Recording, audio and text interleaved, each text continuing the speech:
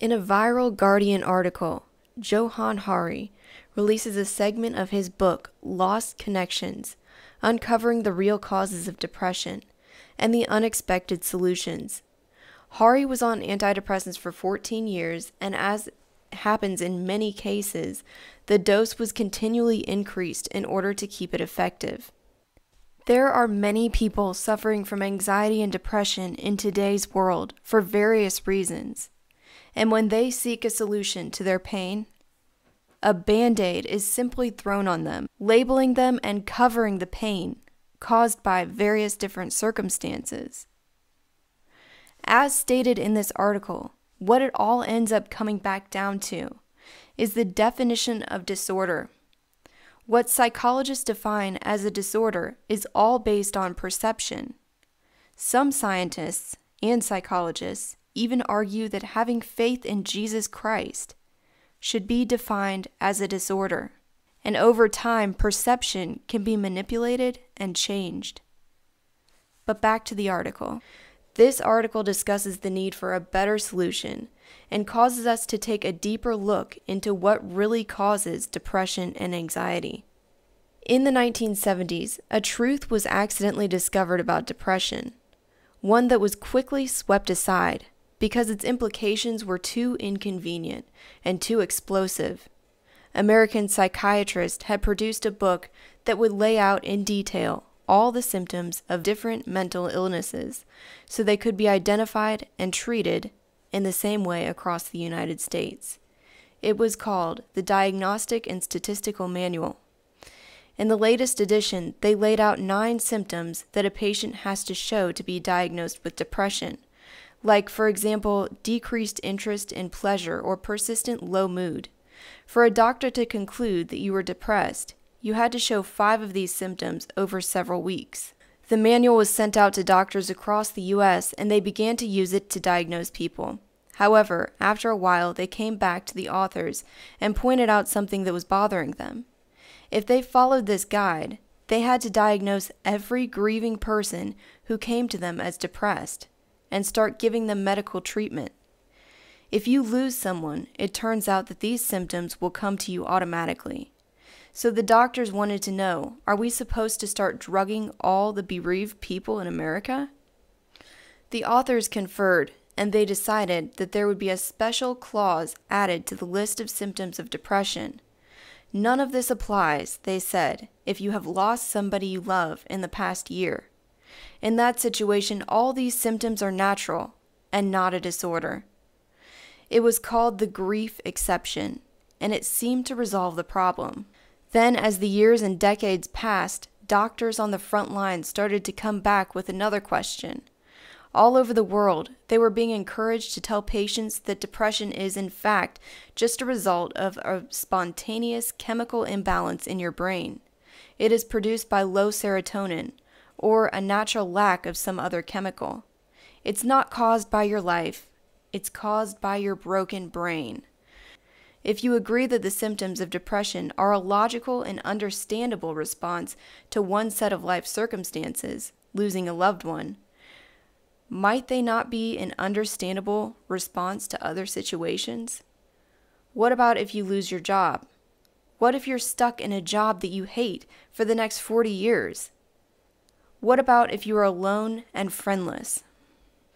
Drug companies would fund huge numbers of studies and then only release ones that showed success.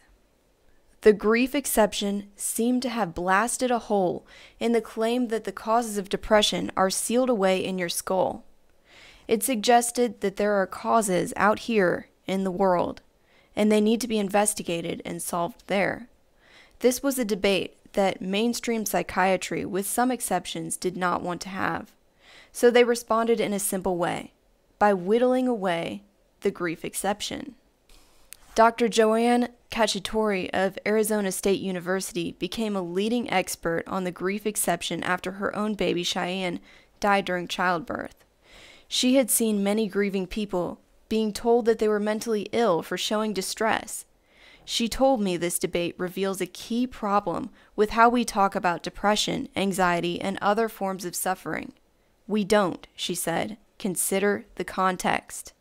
We act like human distress can be assessed solely on a checklist that can be separated out from our lives and labeled as brain diseases.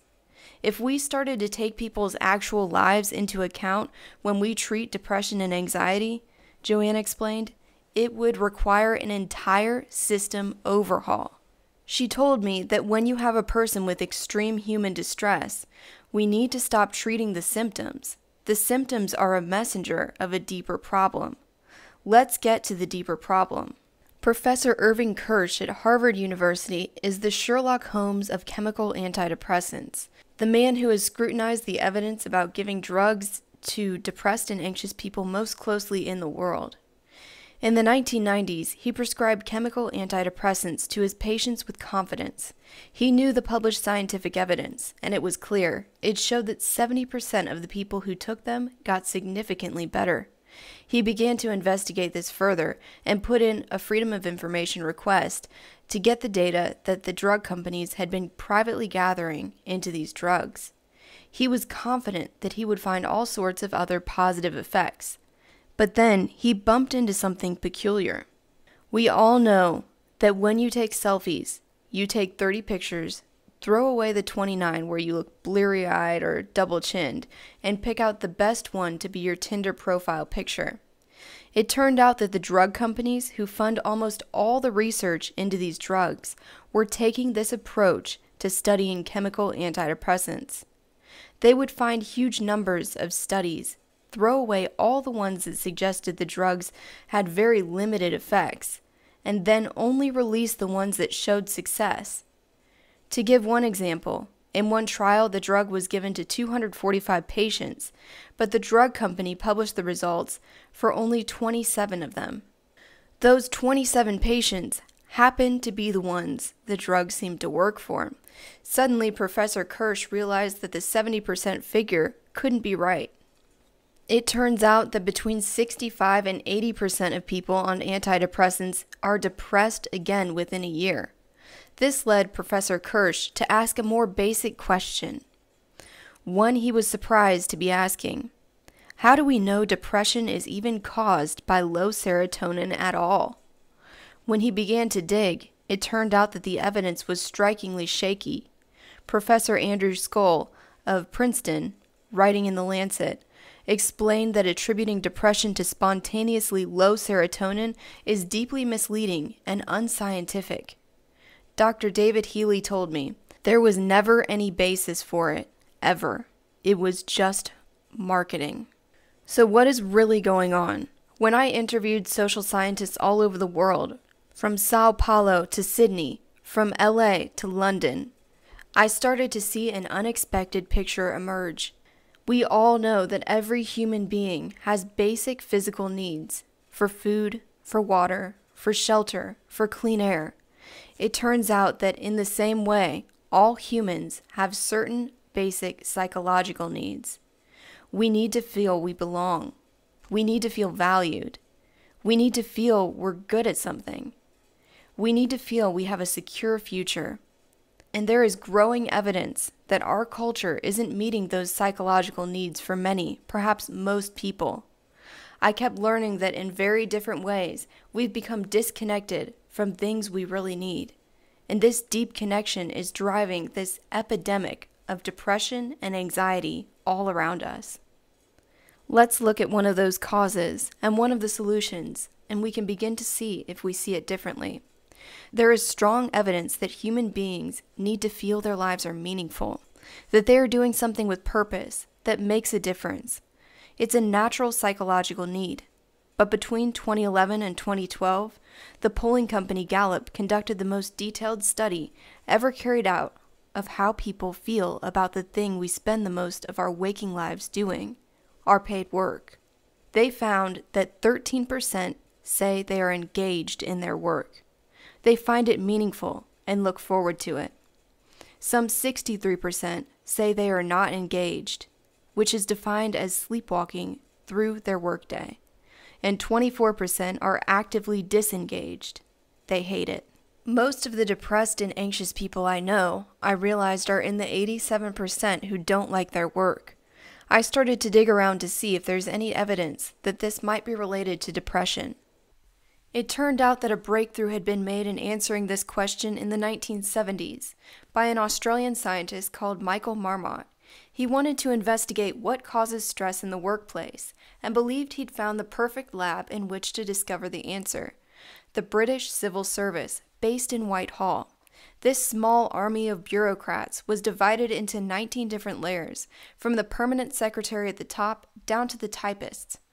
What he wanted to know at first was, who's more likely to have a stress-related heart attack? The big boss at the top or somebody below him? Everybody told him, "You're wasting your time. Obviously, the boss is going to be more stressed because he's got more responsibility." But when Marmot published his results, he revealed the truth to be the exact opposite. The lower an employee ranked in the hierarchy, the higher the stress levels and likelihood of having a heart attack. Now he wanted to know why. And that's when, after 2 more years of studying civil servants, he discovered the biggest factor. It turns out if you have no control over your work, you are far more likely to become stressed, and crucially, depressed. Humans have an innate need to feel that what they're doing day to day is meaningful. When you're controlled, you can't create meaning out of your work. With each of the 9 causes of depression and anxiety I learned about, I kept being taught startling facts and arguments like this that forced me to think differently. Professor John Cacioppo of Chicago University taught me that being acutely lonely was as stressful as being punched in the face by a stranger and massively increases your risk of depression. Dr. Vincent Folletti in San Diego showed me that surviving severe childhood trauma makes you 3,100% more likely to attempt suicide as an adult. Professor Michael Chandler in Vancouver explained to me that if a community feels it has no control over the big decisions affecting it, the suicide rate will shoot up. If you are depressed and anxious, you are not a machine with malfunctioning parts. You are a human being with unmet needs. The only real way out of our epidemic of despair is for all of us, together, to begin to meet those human needs. People can be taught healthy ways to move through and heal their pain, to find meaning and connection. If you know a therapist or someone working in a field related to therapy, please share this article with them. The more people that can accept the fact that drug companies are profiting from their emotional pain and providing only a temporary solution, the more we can learn healthier solutions to this painful problem and work together to heal and grow. How could we find meaningful work, for example, if we avoid pain? When you numb pain, you numb more than that. You cut off joy and happiness. And often, we find meaning in work that is related to some of the greatest trials in our own lives. Whether that means volunteering or working in some way to help others face a challenge that we ourselves have already found a way through. Thank you so much for watching. God bless and carry on.